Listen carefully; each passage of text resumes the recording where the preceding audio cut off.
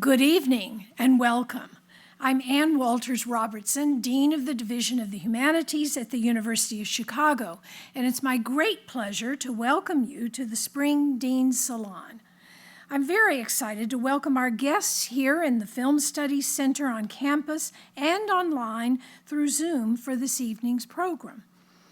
Our Dean's Salon series highlights the pioneering research and pivotal breakthroughs of our distinguished faculty. The series explores how the humanities deepen our understanding of the ideas and social forms that shape our lives. Our program this evening is entitled Philosophizing the Future with Film. Now, film has arguably become the central artistic medium of our time. This evening, we will be led by two of my faculty colleagues in the Humanities Division, Daniel Morgan and Agnes Callard, on a journey into the avant-garde future through Don Hertzfeldt's science-fictional short film, World of Tomorrow. Following the screening, Dan and Agnes will lead us through a discussion of how we can use the film to tackle some of the big philosophical questions of today. But before we start the film, let me introduce our speakers. Dan is chair of the Department of Cinema and Media Studies and professor in Cinema and Media Studies in the college. His work focuses largely on the intersection between cinema and aesthetics.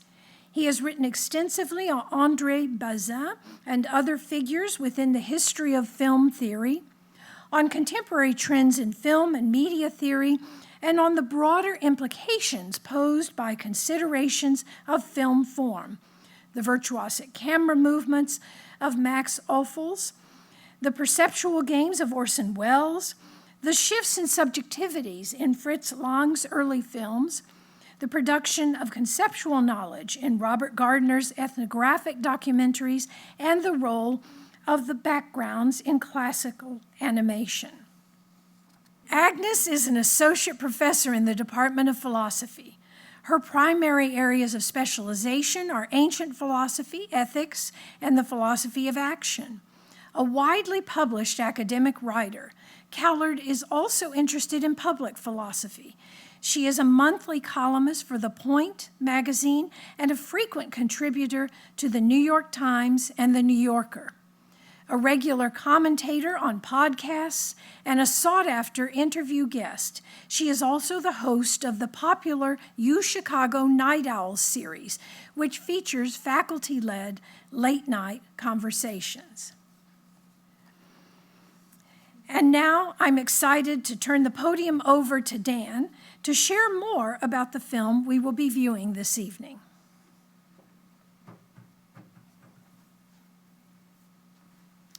Thank you, Anne. I'm very delighted to introduce Don Hertzfeldt's World of Tomorrow, his 2015 animated short. Hertzfeldt is one of the major contemporary animators working today, and World of Tomorrow for him represented a major break. On the one hand, it was his first time working in digital animation. Previously, he had all done hand-drawn, line-drawn animation. Second, it was his foray into science fiction and his first account of an attempt to imagine a future. It's a film that eventually grew into a trilogy, but in this film he does what many science fiction films do. They isolate an aspect of contemporary social life, project it into the future, make it more extreme, and then use our ability to recognize ourselves in this distorted and playful view of the future as a way to provide a kind of social commentary on the present. World of Tomorrow was nominated for an Academy Award for Best Animated Short Film in 2016. Didn't win. And Hertzfeldt at the same time became at least culturally famous for crafting one of the most memorable couch gags on The Simpsons at roughly the same time. So I very much hope that you enjoyed this film. It runs for 16 minutes, and I look forward to talking with Agnes and you about it afterwards. Thank you.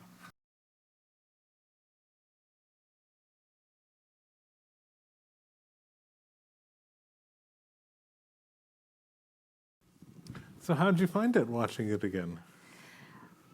Bleak. it's a bleak picture of the future, and I was struck by just what seemed to me an unremittingly negative view of technology. Like amazing technology exists in the future represented by this movie, and it doesn't really seem to bring any distinctive benefits. And so I went and asked ChatGPT about this movie. I asked, like, is this movie anti-technology? Is it? And ChatGPT did not think so. It said it presents a nuanced and complex view about the positives and negatives of technology. But I didn't see that. I only saw the negatives. Well, I mean, it does sound like ChatGPT basically gave you academic bullshit.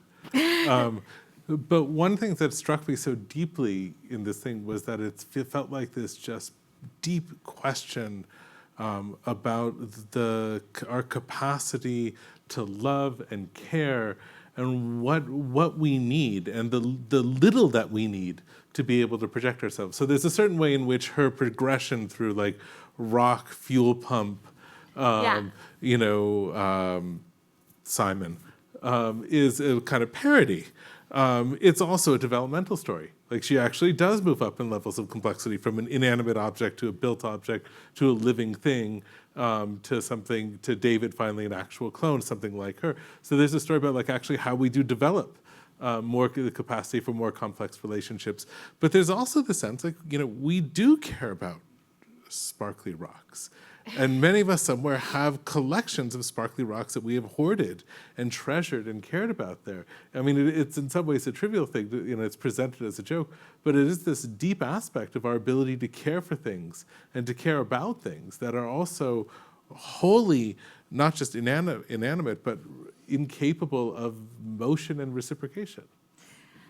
So, I mean, that seems right to me. And the thing you said at the beginning of the movie, which is that we're meant to recognize ourselves in it, and there's something very familiar in this weird world, seems right. And the developmental story remains familiar in that way. But I guess I can't help but just think this is supposed to be about the future. And in the future, it's almost like it looks too familiar. Like why haven't there been any advances in love? It looks regressive relative to us. Yeah. It's somehow a very impoverished vision of the future. I mean, the future looks terrible, and the only thing that makes it bearable to watch is this little kid who's not really getting it. Like the movie leavens this future with the humor of this kid who is detached from it in a way. And, a thought that I had about that is sort of arguably, I was struck by the mentions of class in the movie, Yes. right? Yeah. So the idea of the lower classes. Arguably you could say human beings have two great drives. One of them is sort of survival and bodily needs, and the other is like kinship relations and love and connection. And capitalism and the great increase of wealth has really spoken to the first set of needs. It's just made us survive a lot better, made everybody a lot richer. But there's this other set of needs, which are, this kind of, I think of them as kinship bonds. And it didn't really touch that, right? And so you have almost a projection forward of like incredible technological progress, and then almost a regression when it comes to the emotional connections, family, culture. Everyone in this world is looking back at images of the past. So there's something very deeply pessimistic in that vision of the future. Like, we're gonna get even worse with respect to our kinship bonds, even as we improve with respect to wealth and technology. Right. So I'd say two things in response to that. One is there's something about this film which is it's a science fiction film. It's also a meta-science fiction film. And there's a moment of if you've gone to the movies a lot over the past 20, 30 years, you'll have started to see the movies, you'll basically have been living in the time when science fiction utopias, and 20th century science fiction utopias, were supposed to arrive. I mean, probably the kind of great one was in Kubrick's 2001. And when 2001 arrived, it was kind of blah. And 2000, the sequel, 2010. I mean, and on from Blade Runner, everything else. You have to keep reinventing a new future, pushing it out. We have Blade Runner 2049. You know, in 2049, it's very unlikely that it's going to be that. It's probably still going to be more of the same. So I think there's a kind of despairing science fiction. It turns out that the future isn't kind of wild and exciting, but really very much more of the same. And that actually, I think you've got a kind of one of the deep aspects of the film, which is that it takes, or its treatment of capitalism is that less kind of analysis of production, say, and more the sense in which the basic survival questions have come to be assumed as though they take over, like the satisfaction of those take over all the needs we could possibly have. And to your two ones of survival and kinship, I think there's a third that's in this movie, which is about work. And really the deep idea of having something that's satisfying, that's being done in one's day and in one's life. And I mean, it is, for Emily 3, one of the fascinating things is that she's presented as repeatedly working different jobs. Right? She goes to the moon, she goes to the outer regions, she comes back to Earth, she opens an art gallery. Like, there's a kind of listing of professions, and yet, as you say, like, none of them seem to give her any kind of pleasure. They're simply things to fill time, or things to fill time until the next clone comes out as well. Why do you, so I want to go back to your point about utopias, which is super interesting, that in effect, you know, things came full circle because we reached the utopia time, and then it didn't look like the way utopia was supposed to. But it strikes me that even when we think about old school utopias, 2001, very few people viewing, like seeing a depiction of a utopia or of a science fiction future would ever want to live there. They don't seem attractive. And that seems like just pretty regularly the case. I mean, this one looks very unattractive, but I can't think, you know, does anyone want to live in the Star Wars world? I wouldn't. I wouldn't want to live in the 2001 world. I can't think of a single utopia that I'd ever want to live in. Why is that the case? I think so. There are two things here. One, not all those are meant to be utopias, and there's a very different future scenarios. But utopia. I mean, one of there's a line, I think, you know, in Montesquieu's Persian Letters, where one of the visitors comes to Paris and he hears of a kind of fantasy visitor. He hears about the idea of a Christian heaven and said, "It's so boring. Why would anyone want to be there? Everything's taken care of. Where's the interest? Where's the engagement?" And there's something about the idea of utopia, or something in which needs are satisfied, in which there's this kind of stasis. And you're right. I mean, so the other thing to say is, like, the little girl is what drives the movie. And it's not just, I mean, she is, for those of you who are wondering, this is his niece, his 4-year-old niece at the time, and he just recorded her playing over the course of a number of days, and then built the film around her lines and her sort of responses. So she wasn't scripted in that sense. And so what we are getting is this image of the present as something alive and open to change, not scripted, not drawn, not happening in advance, not controllable. And so there's this, but then there's this fantasy. One of my favorite little moments of the film is when she gets to the future, she does sort of what we all imagine we might do. She goes blue, green, brown, and she can, you know, have this pleasure of, like, I can control my world. Like, I can order it and it will respond to what I want to do. What an amazing game to play. Yeah, that's true. I think that's like maybe the one moment at which someone takes like a pleasure in the powers of this future world. What do you make of David the brainless clone? Is it a therapist? I mean, it does. So it seems to, yeah, it kind of seems to function that way for some people. Well, it's an analogy. I mean, there's a certain way in which it's the analogy to the rock. You know, which is something that has no brain, on which they talk about his shiny, sparkly eyes. We have the shiny, sparkly rock. We have this thing on which there's only a site for projection. They are without brain. Yeah, I mean, Except there's change and there's transformation and it ages and we can watch it aging. right. It's somehow like it's almost seems to fulfill the function of the fantasy of a human being that you're fully permitted to look at.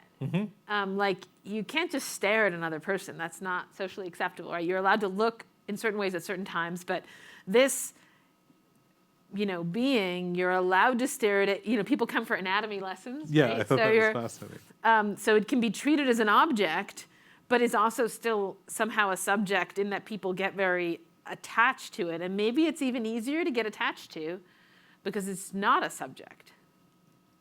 I think it's also curious that it's not named Adam. And I half expected when they say, the first time I watched the movie, when they say, and they named it, and I waited like, Adam, right, the new human in the sense, except it's David. And so does that mean David and Goliath? Is this Michelangelo's David? Is this the image of the perfect human in some sense, sculpture? What resonate? David has so much less resonant, and it's partially this deflationary idea.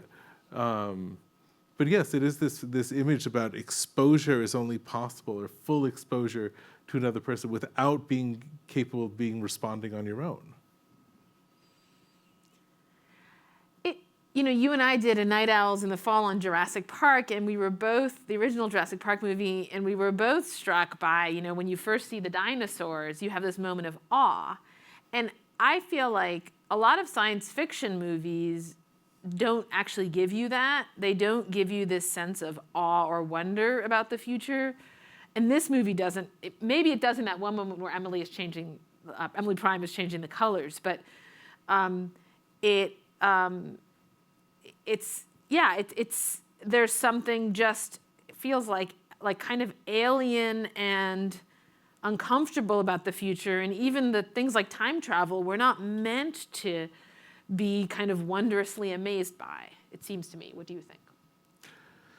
I think the Jurassic Park sense of awe fits a vision of science fiction much more broadly. I think there is usually that sense, if you think of you would mention Star Wars at the outset, and you have the opening shot of that with the gigantic battle cruiser coming over, or with 2001, these kinds of extraordinary shots of space and transformation. And here it is, and it's, I use the term about the name as that it's deflated. And we keep getting these moments in which things about awe are evoked, time travel, uploading consciousness. And then every time that happens, we might be amazed by it.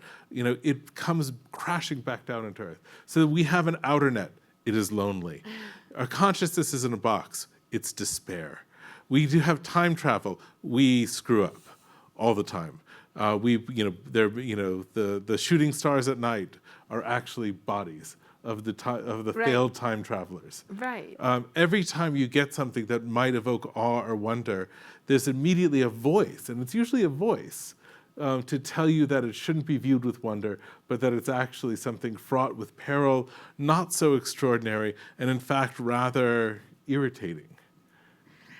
Yeah, I think I was very much viewing this movie in the light of the current moment that we're in, where we have some incredible new technology, and people can't decide whether this technology is going to do nothing, going to make some incredible improvements in our lives, or going to be the end of the world.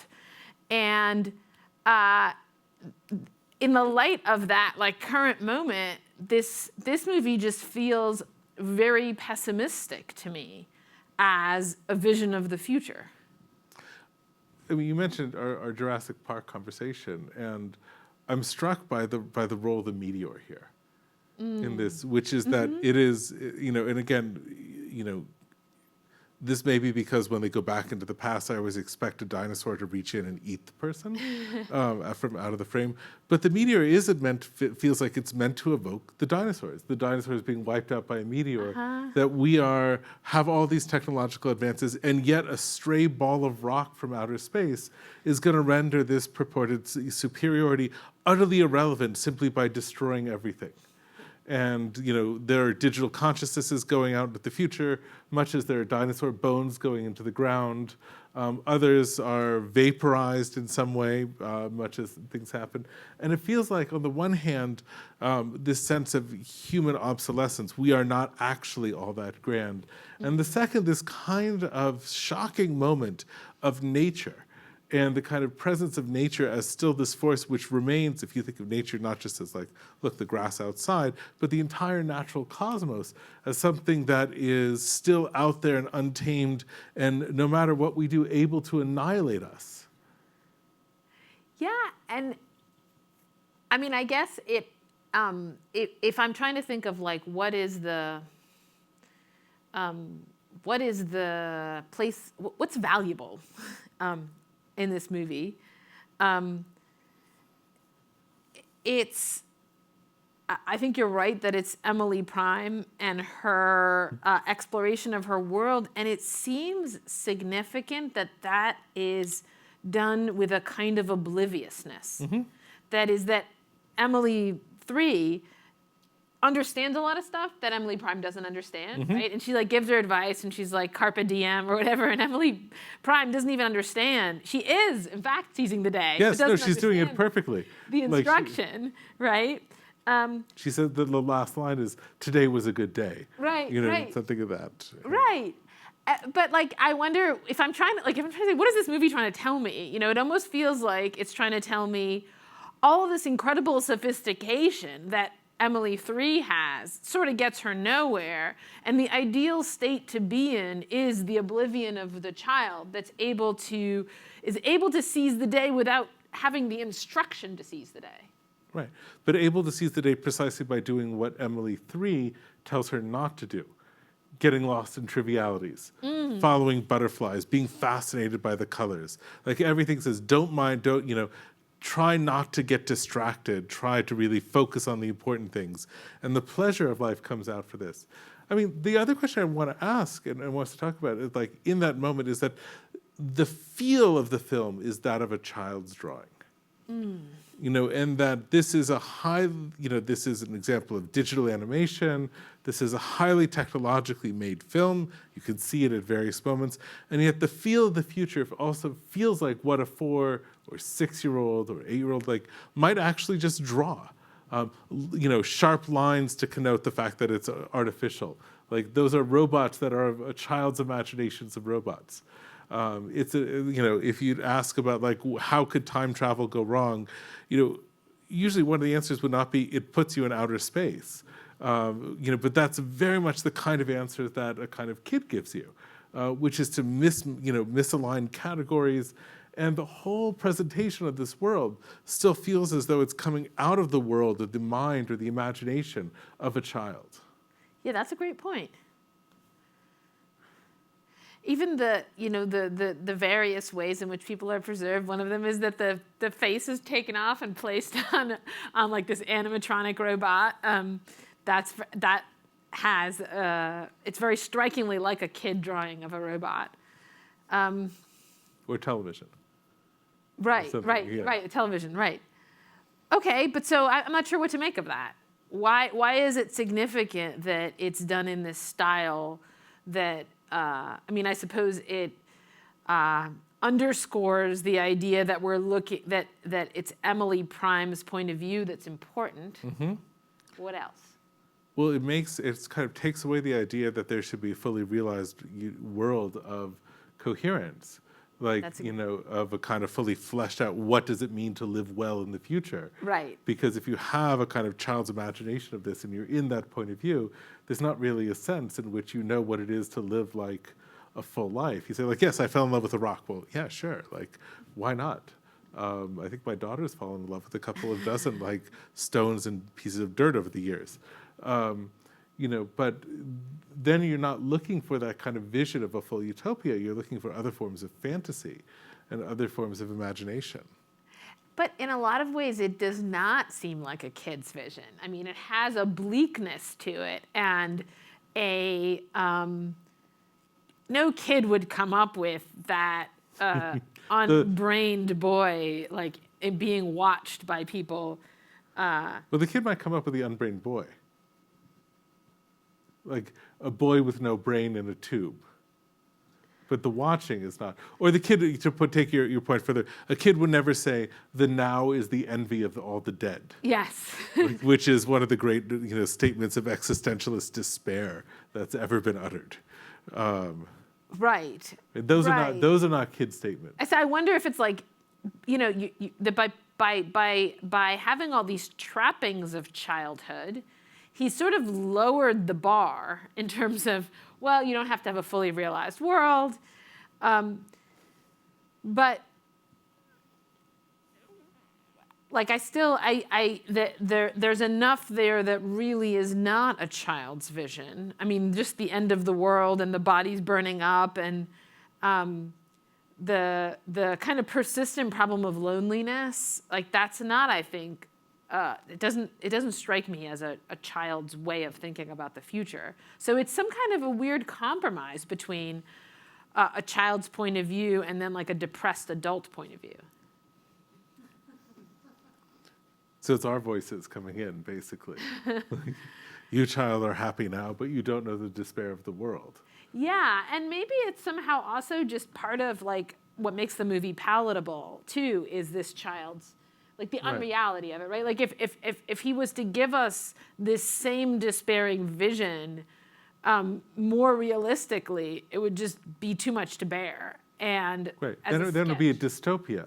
Right. And that would be a very different feel, because for all the sense of the, as you put it, like the non-utopian aspects of this film, it is still funny, it's still lighthearted, it's still got, I mean, it still has laughter in it and still has play. So I wonder if in some ways that the kind of style of animation which resonates with the child, that I'll stay with that for the moment, is partially a kind of way of aligning the film with her response to, as we talked about, like the two different ways of seizing the day. Like the one is to make every second count and make your actions count, and the other is to take pleasure in frivolity and like, the green grass outside, the little pleasures of the world that run through it. There's a moment where when she extracts the memory of her with her mother, and then there's the rainbow, and then Emily Prime says, "You missed it." Mm-hmm. I wondered what that referred to. Like, was it the rainbow? Was it the idea that Emily 3 didn't see the rainbow because she was so busy extracting the memory? Or what did Emily 3 miss? She never had a mother in that way. I mean, She I never mean, had a mother. Ah. like you missed it is also the statement about you missed this. I think it is not just like you missed it directly refers to the rainbow. Okay. And so it's like you missed the rainbow because you were focusing on extracting my memory, but you never had this thing that you're trying to extract from me. If you had, you wouldn't need to extract it from me. Right. Right. mean, You this missed sense- having a real life. You missed having a real life in that sense. Yeah. And there's that kind of moment which feels as though it's the basis for another sci-fi movie where she's talking about her relation to the David she fell in love with. And she says something like, "We felt so intensely, at times we believed we were primes." Like, as though this idea that they could have actually had genuine emotions and not second-order states of emotions, which are theirs only by being able to reflect on them. Yeah, it's really interesting because the clones, since they upload the memory, it's like this hybrid concept between clone and a life extension, right? Right. Because in some way, and it's actually a bit confusing, like when Emily 2, let's say, is born, she should have all of Emily's memories, Emily Prime's memories, right? So the memory of having a mother. Why isn't Emily 2 just I don't know, let's say Emily Prime dies at 90, why not? Or actually, sorry, she has to, she uploads the memories at whatever time she becomes pregnant, right? So let's say she does that at 35, then why isn't Emily 2 just sort of starting out at 35? And then maybe she lives 35 years and then impregnates herself with her clone, and then that becomes Emily 3. And so Emily 3, in effect, has lived 70 years, Right. right? And yet that seems to not be the concept that we're working with. That was something I kind of struggle with, was like, is this just a form of life extension, or is it a copy? partially that gets muddled into and as you said, like impregnates herself. And I mean, the film's episodic insistence on biological terms. Like, Emily 3 came out of Emily 2's birth canal. Right. Where it's not just a duplication, it's not a mechanical replication. I mean, that could have been a kind of easy way to solve this, is that there's just a machine which creates clones. But there's a very strong insistence that clones are birthed, Yeah. which is very odd, that you can give birth to yourself, in a sense. Not to like a child, not that you could generate your own child, but that you can generate yourself, or a new version of yourself coming in. Right, and it somehow seems to yield this person, this Emily 3, who, for all that she keeps talking about how defective she is and all her shortcomings, she's incredibly self-aware. Like she's self-aware of her shortcomings. And like I wonder whether that's meant to be, like the thought of, well, we loved each other as though we were originals. What's the problem with the third generation, clone, whatever, loving another third generation? What happens over the course of the generations? It seems like what happens is a high degree of reflection, of detachment, of alienation, of somehow being very conceptually connected to the world, but maybe not as like emotionally or viscerally connected to the world? So let me throw out a kind of other suggestion. So what if in some ways one of the aspects of this film that we're meant to hang on to is Emily 3's capacity to provide a narrative of herself? And that's because it is a striking feature. Like she has a story of development. As I said at the beginning, like I started with a rock, I worked my way up to a fuel pump, then onto an alien, and then finally onto someone like myself. Like, right. And then finally, like my sadness makes me feel alive. Right. Or like she has a story that she tells, and what's striking about that is that it's a narrative inside a film which resolutely presents experience as non-narrative. And so partially this is the focus on the child and Emily Prime, or 4-year-old Emily's inability to form experiences together, in the way that 4-year-olds tend not to, or their connections are random and disparate, not always attached to it. And it's also the kind of evocation of everything that you see in the world around her, which are all these moments of curiously non-narrativized, connection. We look at, moments from history, like, as isolated moments. We store our consciousness in a box where the time gets so screwed up that all we get is this eternal duration and oh God, oh no, oh God, of being stuck in the box. Like even her gallery of memories is like basically a gallery of gifs. Like it's these little loops that are repeating on and on. And so what if he said, like, look, one of the things that Emily 3 has actually been able to do is craft a story of herself that seems unique in this world.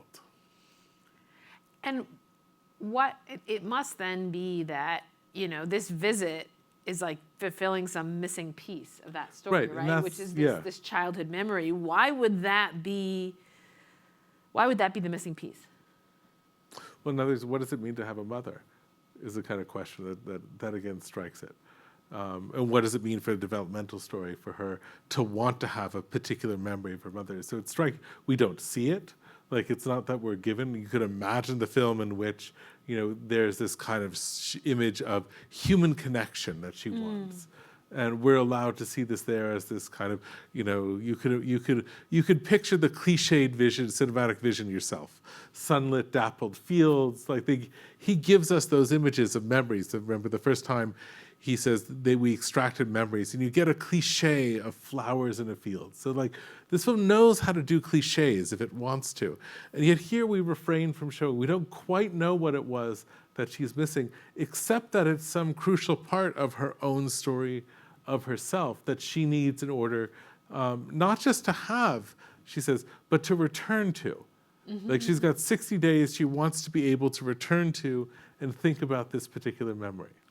You might think that, like, she constructs this narrative of herself, but for most of us, our narrative begins not with our constructing it, right, but with the people who construct us. That is, your narrative has a kind of biological beginning that you don't control. Well, not just biological beginning, but our first usual understandings of ourselves are those that are given to us by our family. Right. You are this kind of child, you are this kind of person. Like, we learn through cues and often explicit statements about who we are by listening to this kind of early thing. So it is out of our control in that sense. We're not entirely out of our control, but it's not auto-generated. Right, and so that could be what Emily 3 is looking for, this kind of a story about herself that she is not in charge of and doesn't generate. It also gives us the crucial thing, and again, I think this is one of the striking features of that statement. She doesn't want to just have it. It's not enough for her to experience it. She wants to go back to it. And this motif of return comes up over and over again. Like with the brainless boy, with David. Like the part of the story is that people would go back. People would return to. It was a site of return. She keeps wanting to go back to Earth. She goes to the moon. She goes into far deep space to come back to it. She wants to return to her childhood to see Emily Prime. Like, so much of this film is about, even if it's, as you say, it's a science fiction film that's about exploration, it's also about a fantasy of coming back, of there being some site at which you can orient yourself and orient yourself around. It's never quite clear what that is. It's never really expressed. But that idea of a spatial and temporal return to how we construct narratives, how we understand ourselves, seems deeply embedded within this movie. Yeah, and it also seems like we're returning. The whole movie is in a way about like this technology that's used to preserve, right? Like people, instead of dying, people are cloning themselves. And it returns us to our childhood imagery. Well, this has been an amazing and thought-provoking discussion, and I'm sure we could go on for quite a long time. I want to point out that the film was 16 minutes long. We've already been discussing it for 30 minutes. So We can go on. all right, but I think it's time for us to take some questions from our audience. Our audience is in two places. We have people right here in Cobb Hall with us, and then we have our friends on Zoom. And so I'd like to ask those here in Cobb Hall to raise your hand, and I'll alternate between a question from the Cobb Hall audience, and then those of you online, please type in your questions, and those questions will be read by our wonderful assistant Anastasia in the audience here. Do we have a question from the audience here present first? Yes. I have a question. Lots of questions, but for the sake of time, I'll ask one question. I'm thinking of how Emily 3 responds to sadness, and it makes me ask myself, what are we losing with the advancement of technology? Specifically, like in a world like our world, where we are further and further distanced from each other because of technology and other things, how do we maintain that human connection through the advancement of technology and connection to ourselves? Because it seemed like Emily 3 was rather distanced from herself, presence, and her own emotions, and that's why she experienced sadness as almost like a foreign object. And feeling the full range of your emotions is what makes you feel alive. So how do we continue to balance presence, technology, and just feeling human? There's something kind of dark in that thought, that line where she says, I was happy about being sad because it made me feel more alive. And it's striking that, like, Emily Prime doesn't need to feel sad in order to feel alive, right? But I do think that that's,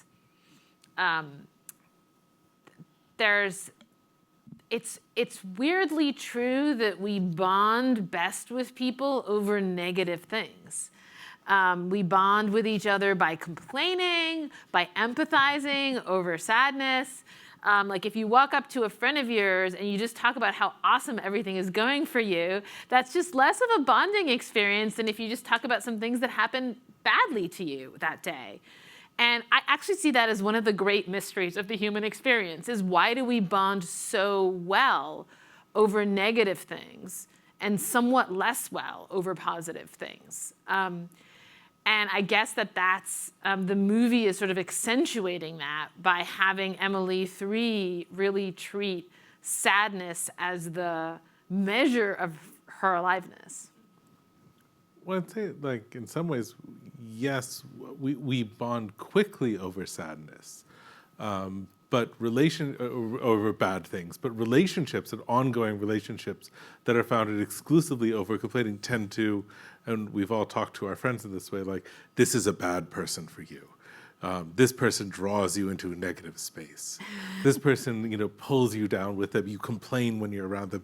You're not so happy. Like, there is something about the ability to form bonds through complaints, but to develop them through other forms. I mean, the other thing to draw this film does feel. I mean, it's important to remember this is a film from 2015. This is a recent movie. This is a movie about the internet in lots of ways. And partially what's so striking about that scene is that she retreats into the kind of loneliness of the dark, and this loneliness and quiet. And it is, if you're looking for a kind of cultural allegory there, that seems to be at that moment, that we feel we need to be able to feel sadness is to be removed from the endorphin generating machines that are our smartphones. Should I need to feel a connection? Should I need to feel an emotion? There is TikTok. There is Twitter. I can go and I can feel something, and I can feel pleasure usually at this, and I can feel, look at that great comeback online, or look at that funny video, or look at that very oddly satisfying video, of metalworking that I can watch in the perfection of that.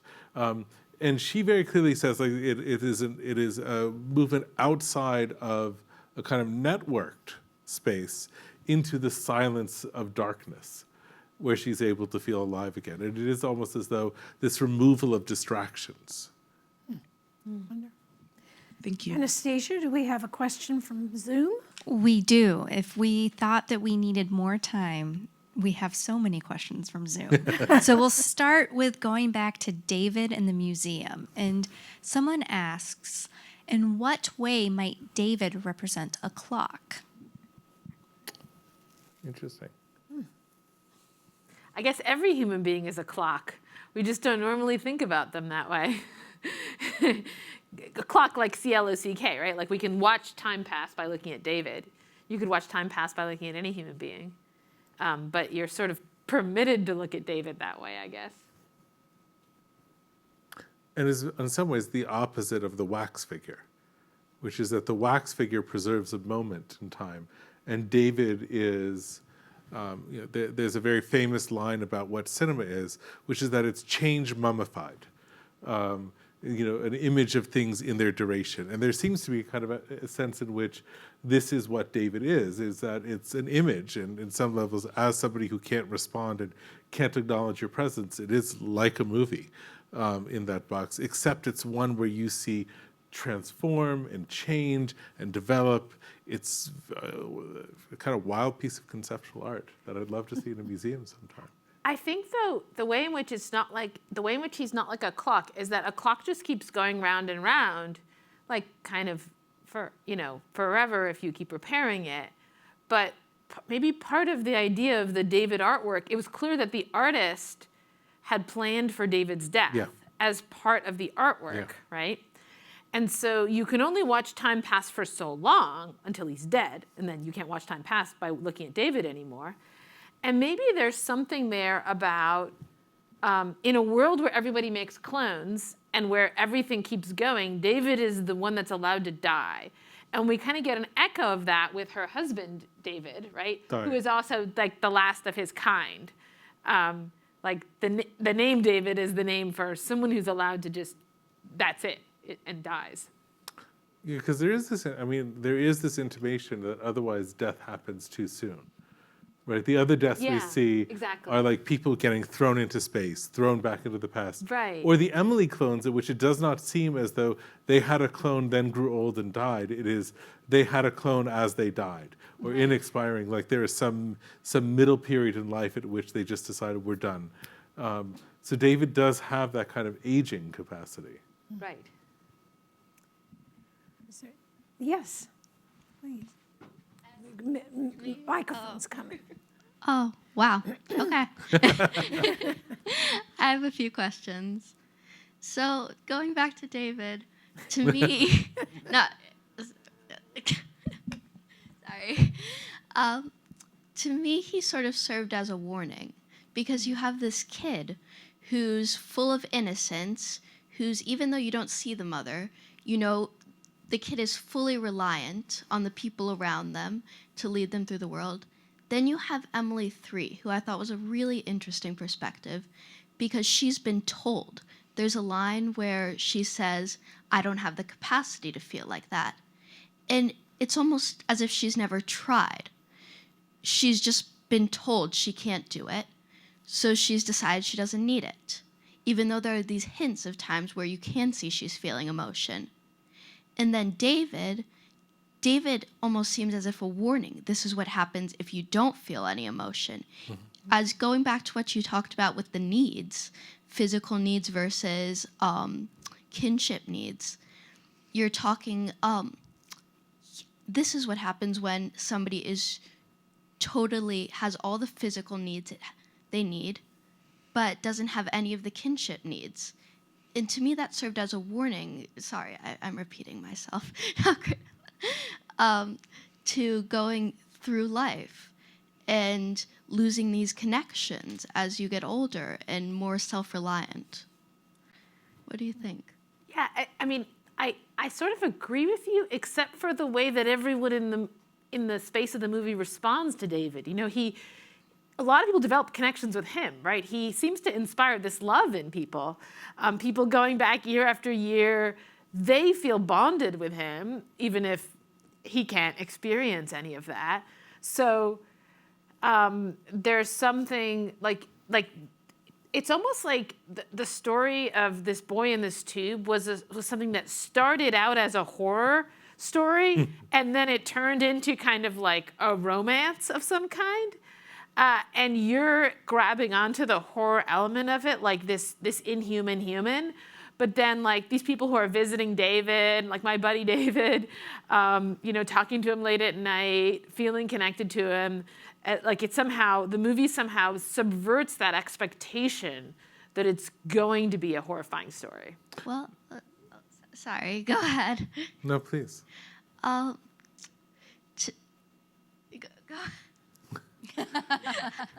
So I was going to say, two things seem to come around David. One is that it's the moment where time becomes really difficult to ascertain. Like, it seems as though David is a clone at a moment at which clones are rare. And so David is a kind of spectacle. So it seems as though it should be in something like Emily Prime's time. And yet we hear from Emily 3 that she experienced that. Is it her memory? Is it Emily 2's? Is it Emily 1 that's coming through? But David is at a moment where it seems that his, you know, he's a kind of remarkable figure for being a clone. Like that being on spectacle is not just watching a body decay, but it is watching precisely this idea of a clone, which is a unique, various form. So time seems to warp both in the narrative itself and also in the kind of way we could tell time. The other thing about time, which I think is easy to get lost in here, and I'll come back to David in a second, sorry, is that she tells this story and she tells the realizations and narrativizes this knowing that she's about to die. And this is not, so, you know, from the beginning, she says at the end, like, I made contact with you because I'm about to die. And, you know, the asteroid is coming in 60 days. We're all going to die. What do I want to do? I want to find this memory so I can understand my life. So there seems as though, I wonder if the idea is that knowing death and knowing that death is imminent gives you this ability to tell a story. Knowing that there's an end to a story and what that end is going to be gives you a way to mark not just the middle, but also this would go back to what we talked about with the retrieval of the memory. It allows you to tell the beginning, Now she's got an end. She can fill out the rest of the story as she goes. The other thing about David and why I feel like it's set in the moment of Emily Prime is that it seems that Hertzfeld gets something really right about the way that we project onto people.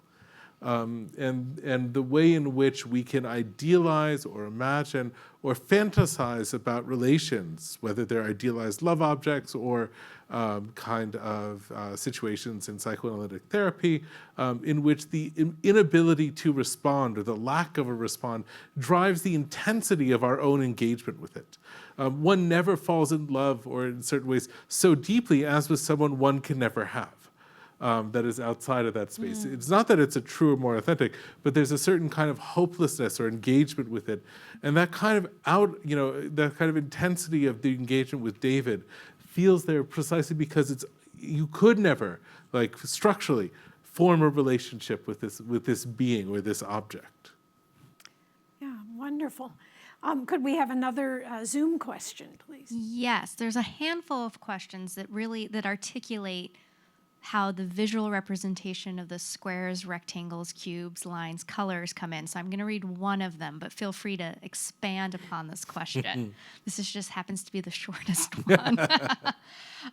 There are many visually rendered squares, rectangles, cubes, also mentioned in the dialogue via the future humanity consumes information and attempts to achieve an understanding, if not an entirely empathetic grasp on what it means to be human. Do you find that this indictment of our current framed and often remote private consumption of human stories, is it another tactic at self-parody? I mean, the one thing that jumps out at me about the figures is just it fits in with your observation about this being like a child's drawing. When she's supposed to step into that portal, Emily Prime says, circle. So like it's little kids will notice shapes and they'll see shapes out in the world where we might see things. Yeah, I don't know. You probably have more to say about this than I do. Yeah, I find it the role of geometrical shapes in the movie to be utterly fascinating. So on the one hand, the shapes seem very clearly to be distinct from the kind of childlike drawings of Emily Prime. Right? These are both not just in kind of tone, but even in mode of production. The ones of Emily Prime often seem hand-drawn, as though it was a child drawing or childlike drawings. Whereas when we get to the cubes or the squares, they seem emphatically computer-based. Their perfect rectangularity, their perfect cubes, their perfect circles, their spheres could only have been, not technically true, but it feels as though they could only have been generated by way of a kind of advanced technology. So it's partially a way of rendering different styles and making us very aware of the different moments between, say, the present, which still seems to be filled with all these imperfections and complexities and roughnesses of shape, and the kind of hyper-stylization of the kind of futuristic world. I'm not quite sure what the full allegory is. There's certainly science fiction imaginations of the future often use geometrical forms as indications of antiseptic and therefore non-human experience. The decay of Agnes was talking about the kind of decay of human experience in the future is sometimes parodied by the role of geometric shapes or objects in that film, as though we had lost a capacity to adapt architecture or to adapt our spaces to a human form and to a human life experience. But I think I don't know that there's necessarily an allegory in there so much as it serves as an ongoing way for Hertzfeld to keep track of the development of ideas and to help us negotiate our sense of where we are, not just narratively, but also in terms of our affective relation, our emotional response to the story that we're being told.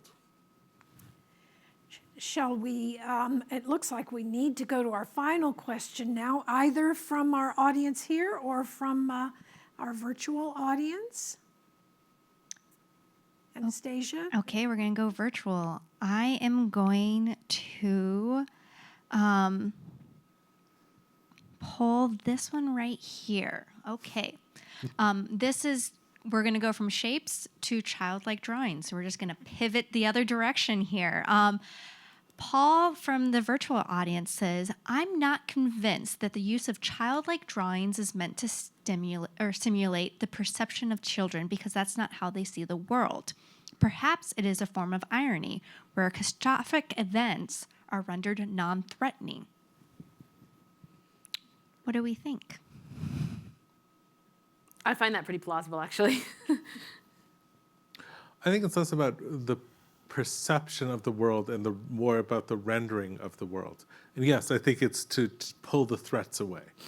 I also want to say there's a third style in this, which we haven't talked about, which is the hundreds of thousands of years in the past, which is a very different style than either of those.